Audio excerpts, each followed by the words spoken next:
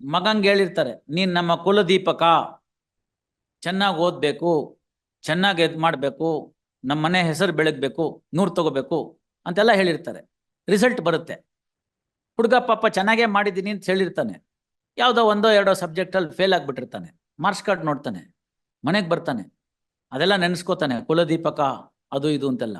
ರೂಮ್ಗೆ ಹೋಗ್ತಾನೆ, ತಕ್ಷಣ ಒಂದು ನೇಣು ಹಾಕೊಂಡು ಸತ್ತೋಗ್ತಾನೆ. ಇಂಪಲ್ಸಿವ್.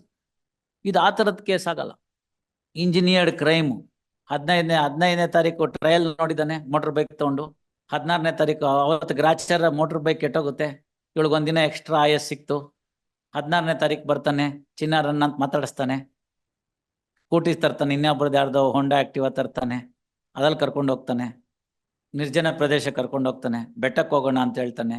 ಅವಳನ್ನ ಕಾಲುವೆ ಹತ್ರ ಬಂದರೆ ಕಷ್ಟ ಆಗುತ್ತೆ, ಉಪಾಯ ಮಾಡ್ತಾನೆ, ಕೈಕಾಲು ತೊಳ್ಕೊಂಡು ಹೋಗೋಣ ಅಂತ. ಆಸೆ ಹೆಣ್ಮಕ್ಳಿಗೆ, ಇವತ್ತು ಸರಿ ಹೋಗ್ಬೋದು ನನ್ನ ಗಂಡ, ನಾಳೆ ಸರಿ ಹೋಗ್ಬೋದು, ಬೆಟ್ಟಕ್ಕೆ ಹೋಗೋಣ, ದೇವ್ರು ನೋಡೋಣ, ಕೇಳ್ಕೊಳ್ಳೋಣ, ಒಳ್ಳೆ ಬುದ್ಧಿ ಬಂತೋ ಏನೋ, ಆಸೆ ಪಾಪ ಹೋಗುತ್ತೆ. ಅಲ್ಲಿ ಕೂತ್ಕೊಂಡು ಕಾಲು ತೊಳ್ಕೊಳ್ವಾಗ ದಬ್ಬಿಡ್ತಾನಲ್ಲ, ಡರ್ಟಿ ಮೈಂಡ್ ಅಲ್ವಾ? ಅಲ್ಲ, ಯೋಚನೆ ಮಾಡಿ ನೀವು, ನಮ್ಗೆ ಗೊತ್ತಿಲ್ಲ. court is at this time is required to reconstruct the crime scene and step into the shoes and then see the circumstantial evidence. Recovery of a dead body at the instance of the accused.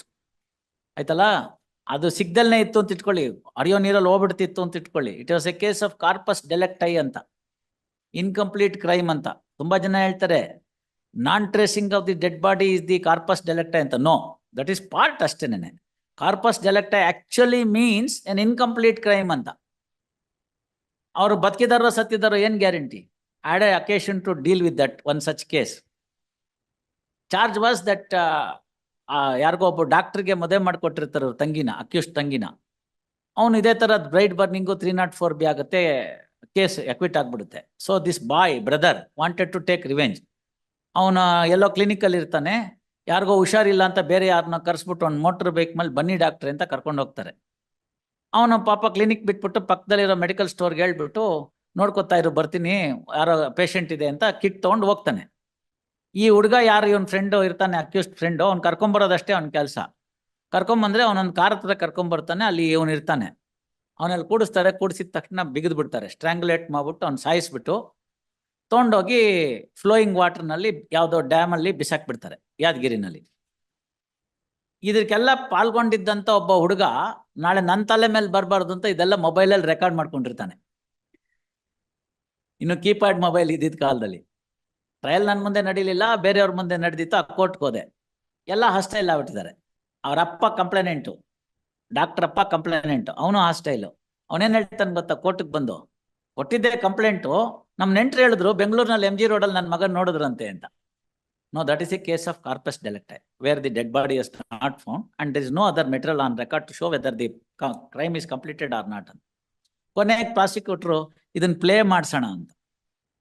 Evidence ಇಲ್ಲ, technically 65B certificate ಇಲ್ಲ, how it has been seized ಅಂತಿಲ್ಲ, ಯಾರಿಂದ seize ಮಾಡಿದ್ದಾರೆ ಅನ್ನೋದಕ್ಕೆ ಸರಿಯಾಗಿ ಇಲ್ಲ, evidence ಇಲ್ಲ. Panch witnesses said to have participated in scissor of that mobile telephone, turn hostile. Mobile phone belongs to one of the accused ಅಂತ proof ಇಲ್ಲ. Assuming that I take it, it amounts to confession 25. ಏನು ಮಾಡೋದು? On the ground of corpus delicti had to acquit. ನೀವು ನೋಡಿ ಅಂತ ನಾನು ಹೇಳಿದೆ, ನಾನು ನೋಡಲ್ಲ, ನೀವು ಎವಿಡೆನ್ಸ್ ಆಗ್ತಂದ್ರೆ ನಾನು ನೋಡ್ತೀನಿ, ಇಲ್ಲದ್ರೆ personally I get prejudiced. That's not the requirement. If it is evidence you bring it, otherwise I am part of the interested person ಆಗಿಬಿಡ್ತೀನಿ. I can't conduct the case. ನೀವು ಅದನ್ನ ಎಕ್ಸಿಬಿಟ್ ಮಾಡಿಸೋದಕ್ಕೆ ಮೊದಲೇ ಮಾಡಿಸಿದ್ರೆ IO ಆಗ್ತಿತ್ತು ಅಂತ. ಸಂತೋಷ್ ಅಂತ ಕಾಣುತ್ತೆ, if I am not mistaken, Santosh ಅಂತ IO ಅವಾಗೇ ಹೇಳಿದ್ದೆ ಏನು ಮಾಡಬೇಕು ಅಂತ. ಎಲ್ಲಿದ್ದಾರೋ ಏನು ಮಾಡಿದಾರೋ ಗೊತ್ತಿಲ್ಲ. See, these are all the things that are there. Therefore, here what happens is recovery, dead body is recovered at the instance of the accused, which is the strongest circumstance in a circumstantial evidence. And 2 more witnesses have said, ಇವನು motor bike ಮೇಲೆ ಕರ್ಕೊಂಡು ಹೋಗಿದ್ದು, ಅಲ್ಲಿ ಇಳಿದಿದ್ದು, 2 witnesses ಹೇಳ್ತಾರೆ, ಆ ಕಾಲುವೆ ಕಡೆಗೆ ಹೋಗಿದ್ದು ಎಲ್ಲಾನು.